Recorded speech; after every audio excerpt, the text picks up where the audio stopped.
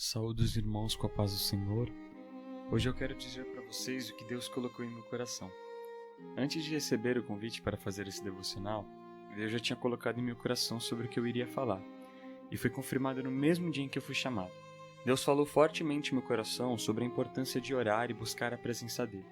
Eu quero ler em Mateus capítulo 6, versículo 7, e Mateus capítulo 7, versículos 7 e 8. Mas quando você orar, vai para o seu quarto, feche a porta e ore ao seu pai, que está em secreto. Então seu pai, que vem em secreto, o recompensará. Peçam e lhes será dado. Busquem e encontrarão. Batam e a porta lhes será aberta. Pois todo o que pede recebe, o que busca encontra, e aquele que bate, a porta será aberta. O que esses versículos têm em comum é que o primeiro passo tem que vir de nós. No capítulo 6, Jesus diz: mas quando você orar, vá para o seu quarto.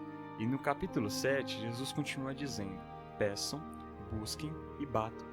O primeiro passo é nosso. Nós devemos chegar a Ele e termos a plena convicção, a fé de que Ele nos escuta e faz a vontade dEle em nós. Pois o Pai quer o melhor para o seu Filho. Ele sabe o que é bom e o que não é. E Deus, sendo onisciente, sabe do seu futuro.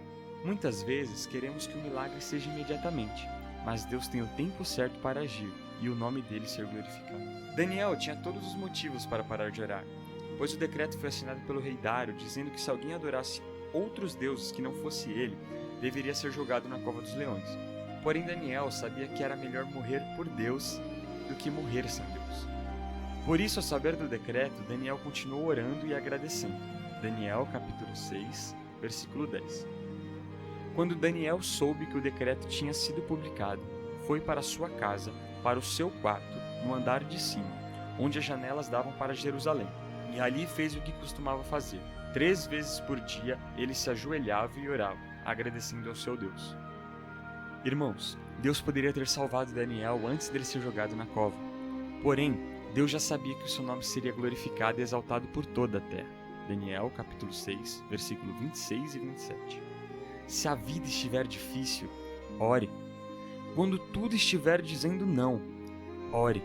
Quando a tristeza bater na porta, ore, pois o mesmo Deus que esteve com Daniel na cova dos leões é o mesmo Deus que cuida da sua vida em cada detalhe. Meditando no livro de Daniel, no capítulo 9, o texto mostra a oração de Daniel sobre os pecados de Israel e reconhecendo seus próprios pecados. Isto mostra a humildade de reconhecer que somos pecadores e somos totalmente dependentes de Deus. Mas o que mais me chamou a atenção nesse capítulo foram os versículos 20 ao 23.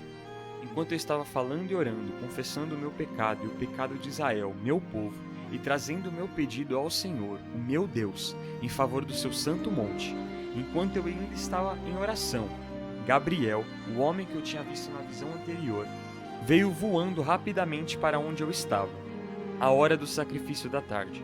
Ele me instruiu e me disse: Daniel, agora vim dar-lhe percepção e entendimento. Assim que você começou a orar, houve uma resposta que eu lhe trouxe, porque você é muito amado.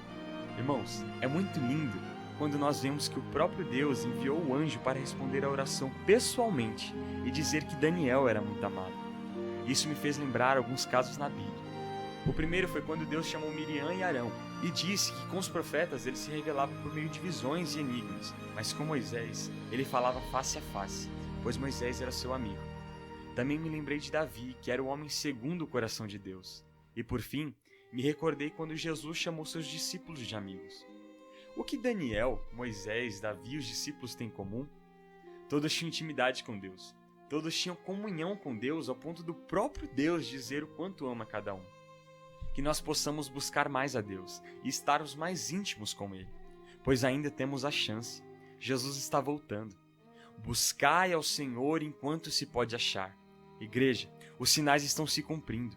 Nós estamos vivendo na Babilônia, mas Jesus nos deixou a promessa. Vou preparar-vos o lugar, e quando eu for e vos preparar lugar, virei outra vez e vos levarei para mim mesmo, para que onde eu estiver, estejais vós também. O céu já nos foi preparado. A terra não é o nosso lugar. Busque ao Senhor nosso Deus e creio que Ele é o nosso único e suficiente Salvador.